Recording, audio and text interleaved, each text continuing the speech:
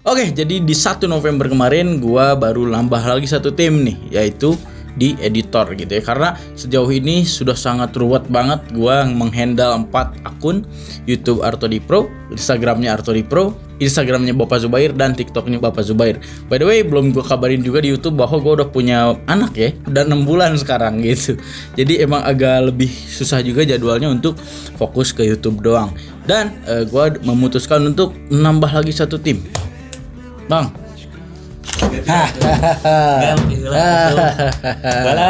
Halo, selamat datang.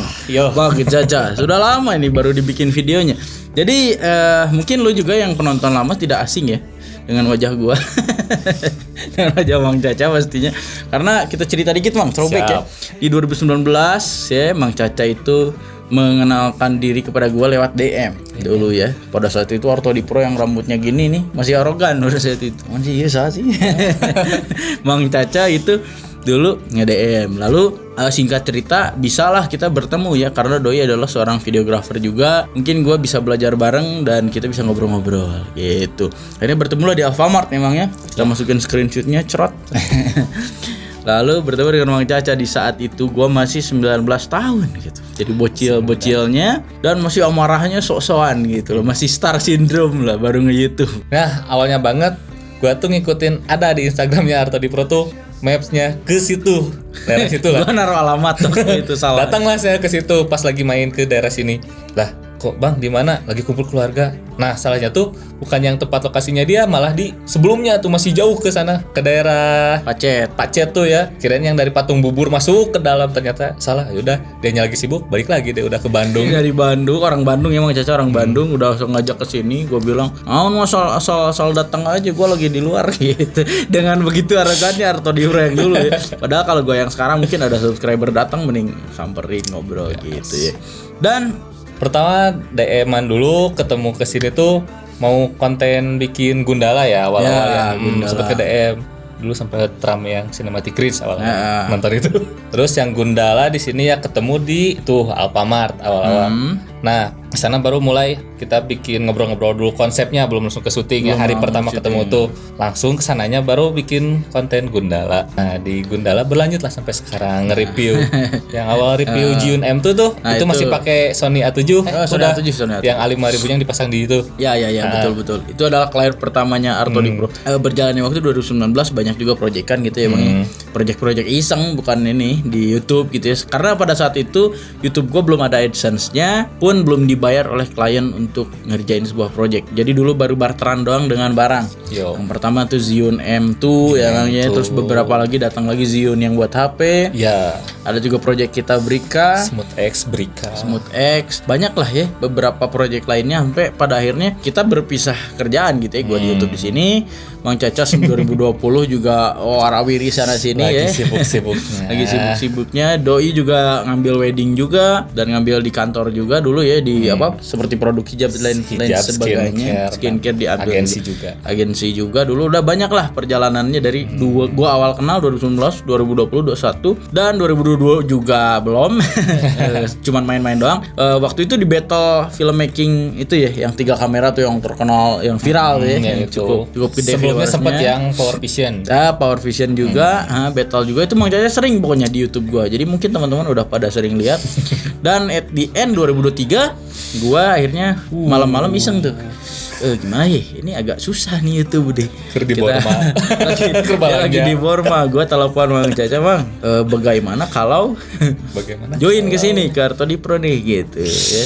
Dan kebetulan pada saat itu kontrak di perusahaan terakhir emang ya udah hampir habis. Jadi di bulan besoknya beneran Mang Caca lagi kosong nih. Ya udahlah join. Pada akhirnya 1 November adalah hari H-nya, hari resminya Mang Caca join di Artodipro Team. Let's go. Bam. Jadi sekarang gue mau perkenalkan juga semuanya dan workflow di Artodipro itu seperti apa. Oke. Sekarang gue pengen ceritain dulu cerita masa lalunya lagi, karena di film Artodipro gue cuma nyeritain gue doang pada saat itu. Dan sekarang gue pengen throwback juga ke 2019 awal, sebelum mengenal Mang Caca dan sebagainya. Gua start YouTube ini sendirian dan bersama Rizky gitu ya. Sendirian dan bersama berdua gitu. Dan Rizky ini kalau banyak yang bilang mirip lu bang, karena Doi adalah saudara gua. Jadi orang tua gua dua-duanya adik kakaan sama orang tuanya Rizky. Pusing gak lu? Enggak ya. Jadi bapak gua punya adik, ibu gua punya adik, dan itu menikah juga gitu. Jadi satu besan. Jadi saudaraan kita tuh kental banget gitu ya. Itulah kenapa lu banyak bilang yang mirip gitu, dan orang-orang pun banyak bilang gitu. Ya oke, gua berjalan pada saat itu bareng Rizky juga, proyek-proyek iseng-iseng, dan gua bilang, Ki ini email pegang lah gitu ya. Sebagai manajeran lah ya pada saat itu. Sambil belajar juga, karena klien gue pada saat itu juga banyak tuh dari China ya, karena Zion pertama tuh dari China, ada juga yang dari Amerika, ada juga yang dari Korea, segala macam ya, banyak ya. Akhirnya dia pegang gitu. Cuman mungkin karena guanya juga masih bocah ya, gua dan Rizky tuh beda 2 tahun, gua lebih muda ya. Jadi gue emosinya tuh kayak masih anak-anak gitu. 2019 gue 19 tahun, Rizky sudah 21 tahun gitu ya. Jadi emosi gue emang lebih parah gitu, masih anak-anak banget. Saat itu kerjaan belum terlalu kekontrol dengan baik. Akhirnya ada susah nih untuk kerja sama bareng gitu. Ada beberapa masalah karena kita pun baru belajar gitu ya.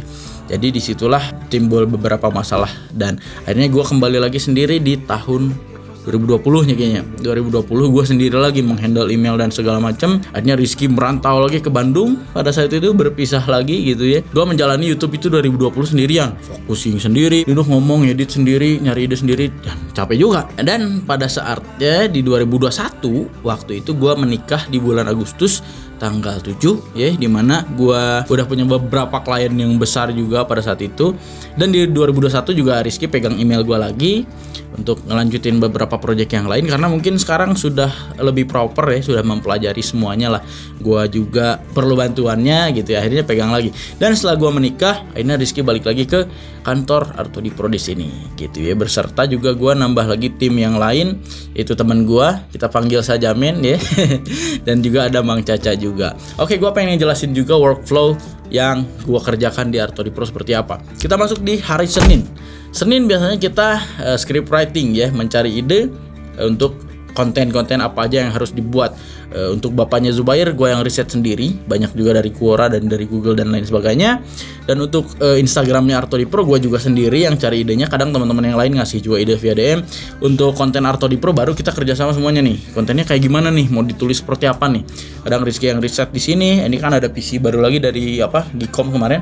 Riset dulu di situ, ditulis skripnya. Kita juga pakai teleprompter untuk gue ngomongnya biar langsung, biar gak usah mikir lagi. Gitulah. Pokoknya Senin kita script writing. Ya, sebisa mungkin menulis beberapa konten untuk kita syuting besoknya. Lalu kita masuk ke hari Selasa. Hari Selasa itu saatnya kita syuting, full syuting untuk YouTube, Reels, dan TikToknya bapaknya Zubair. Begitu ya, kita syuting di hari Selasa. Bapak-bapak pun kalau misalnya belum selesai gak apa-apa, kita masuk ke hari Rabu. Waktunya editing. Hari Rabu adalah mengedit atau menjahit footage yang udah kita bikin di hari Selasa. Project yang kita bikin di hari Selasa biasanya kita kerjain di hari Rabu. Nah, disitulah tugasnya si Men ini untuk memanage data-data. Jadi karena gue orangnya tidak rapi sekali, gue bikin folder tuh ngasal, bikin loop namanya apa. Akhirnya ada yang manage juga untuk file dan data. Nanti di sini untuk Reels, lalu di laptop Mang Caca ngedit untuk YouTube gitu ya. Si Men ini memanage semua datanya, audio editingnya tanggung jawab Men juga. Dan data-datanya semuanya sudah dirapikan di situ dan di situ. Gua di sini pakai memory card dari Western Digital, yaitu SanDisk Extreme Pro SDXC UHS 2 card V60. Memory card ini udah kenceng banget, Pak. Misalkan lu pengen recording di 6K atau 4K Ultra HD atau 1080p di slow motion 120 fps gitu ya, atau super slow motion 960 fps pun kalau kamera lo sanggup ya, itu akan tetap jernih dan bagus gambarnya. Selain dari buat video doang, buat fotografer juga ini memori yang udah optimal karena dia udah 150 Mbps. Jadi udah cepet banget. Lu pengen bikin time lapse atau bikin burst seperti itu, jadi memori ini udah optimal banget buat fotografer juga gitu. Dan juga memori card ini udah cepet banget buat transfer file ya, apalagi kalau lu pakai Pro Reader dari SanDisknya, itu card readernya jadi bisa lebih cepat lagi, jadi 280 MB per detik buat mindahin data. Gile. Dan juga banyak varian kapasitasnya dari 64 GB sampai 1 TB. Di sini gua pakai yang 256 GB. Jadi udah cukup lah buat gua. Selain dari itu juga memori ini udah didesain untuk tahan lama dan tahan banting. Selain dari tahan banting juga, dia kuat banget buat di kondisi ekstrim, kayak misalkan tahan air, tahan suhu, tahan kelembapan, tahan goncangan, dan juga kalau jatuh gitu, kalau kena sinar X dan kena magnet pun ini udah aman. Nah, untuk penyimpanan filenya gue di sini pakai SanDisk Extreme Portable SSD V2, dan juga udah ada 2 warna nih yang baru nih. Di sini gue pakai yang Monterey-nya dan ada yang Sky Blue. Itu Kinerja SSD NVMe ini udah tangguh banget lah, kecepatan read-nya udah sampai 1050 MB alias 1 GB per detik gitu ya. Dan juga kecepatan writing-nya udah 1000 MB per detik atau 1 GB per detik gitu ya. Dan untuk kapasitasnya ada dari 1 TB sampai 4 TB. Gile. Dan selain dari itu juga ini udah tahan banting. Jarak 3 meter tuh udah jarak aman lah pokoknya kalau misalkan jatuh gitu ya. Dan selain dari tahan banting dia juga tahan air dan juga tahan debu. IP65 gitu. Desain yang udah premium dan udah pasti aman gitu. Karena doi punya lapisan silikon yang punya daya tahan tinggi gitu. Yang pasti ini udah aman banget buat drive-nya. Nah, untuk ngomongin ukuran ini udah kecil banget ya. Segenggaman tangan doang. Dan ini gampang dibawa kemana-mana. Dengan size 1 TB ini buat gua udah cukup ya. Dan ini juga bisa digantung nih buat lu yang suka traveler gitu ya. Biar cari aman. Ini bisa dipakai digantung juga. Dan ini mau dimasukin ke tas juga sangat compact banget gitu. Kecil banget nih size-nya ya. Keamanan juga udah terjamin nih karena dia udah punya perlindungan semacam password gitu dengan enkripsi berbasis perangkat keras AES 256 bit dan juga udah ada garansi sampai 5 tahun. Jadi udah dijamin aman lah ya. Udah kokoh banget, kuat, tahan banting dan bisa dibawa kemana-mana, gampang. Lihat kecil banget tuh. Oke, lalu juga untuk urusan kamera nih, baterai harus full, lampu, lighting segala macam harus full. Setiap syuting harus diformat, itu juga ada tanggung jawabnya setiap orang gitu di sini. Nah, itulah di hari Selasa. Di akhir hari nanti file-filenya udah masuk ke laptop gitu ya. Dan hari Rabunya kita masuk ke editing. Mang Caca ngedit di sini sebagai ngedit YouTube Artodi gitu ya, dan gua ngedit di sana untuk ngedit Reels. Gitu. Ya di hari Rabu kalau misalkan ngedit belum kekejar gak apa-apa, yang penting udah punya stok konten. Hari Kamisnya kita syuting lagi dari skrip yang Senin yang belum selesai. Hari Kamis kita syuting lagi, menambah semua yang belum selesai. Oke, setelah Kamis penambahan syuting lagi, kita masuk ke hari Jumat. Di Jumat itu kita menjahit lagi atau editing lagi. Terutama gue lebih fokus di YouTube dan Reels-nya dulu gitu ya, karena baru ke handle banget tuh dua. Dan juga yang baru menghasilkan cuan banget tuh di Instagram Reels Artodi Pro dan YouTube Artodi Pro gitu ya.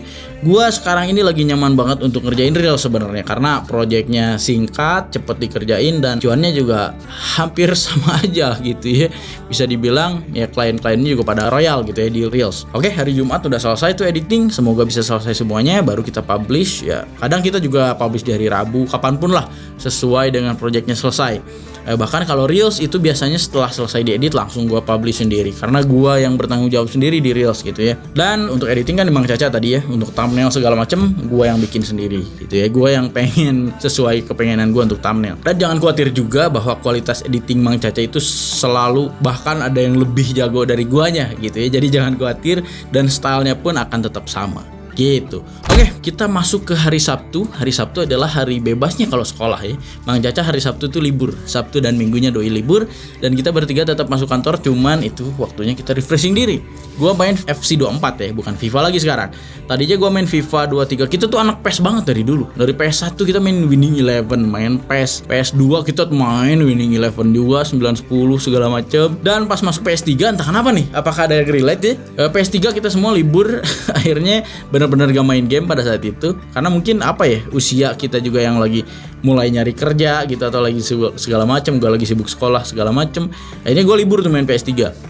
Ternyata udah rilis lagi tuh PS4 pada saat itu ya, 2015 kalau nggak salah.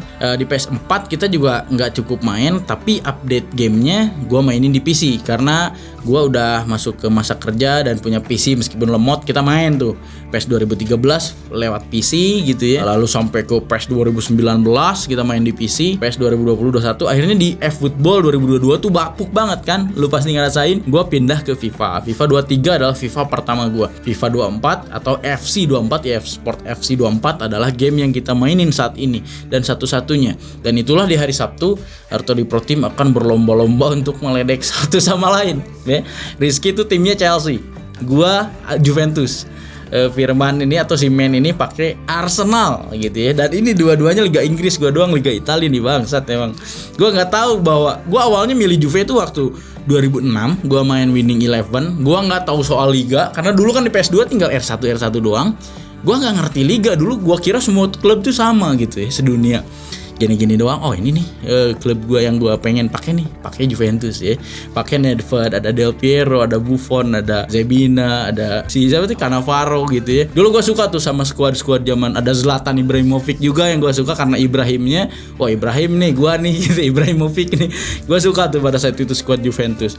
Akhirnya, oh yaudah, memilih klub itu tanpa tahu dasar apa-apa waktu kecilnya sampai sekarang dah gitu ya. Pada saat itu Ronaldo masuk Juve yang bikin wajir, Ronaldo masuk Juve nih. Dan pas indahnya lagi Ronaldo ya gua main FIFA bareng-bareng, tetap pakai Juventus, Chelsea, Arsenal. Cuman 3 tim itu doang yang dipakai di game gua dan selalu saling kledek gitu. Karena yang menangnya di FIFA nih yang aneh nih.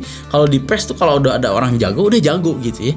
Tapi kalau di FIFA nggak kayak begitu, kayak klub beneran pak rasanya. Kadang gua menang terus nih gitu ya. Tapi kadang Arsenal yang menang terus nih, kadang Chelsea menang terus nih. Jadi nggak ada yang lebih jago terus gitu. Itulah serunya main FIFA gitu ya.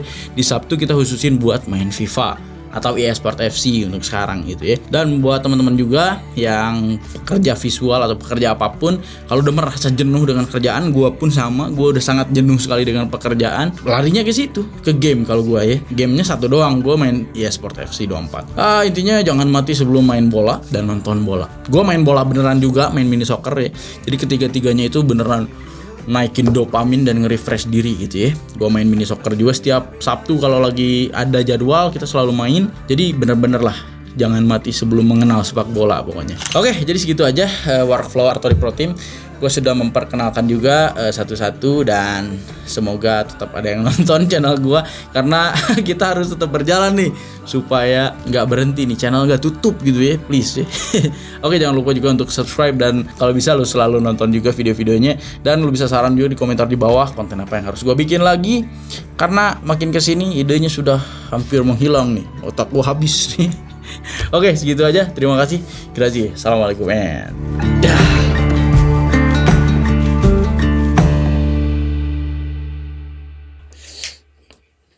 Alright. Olahraga.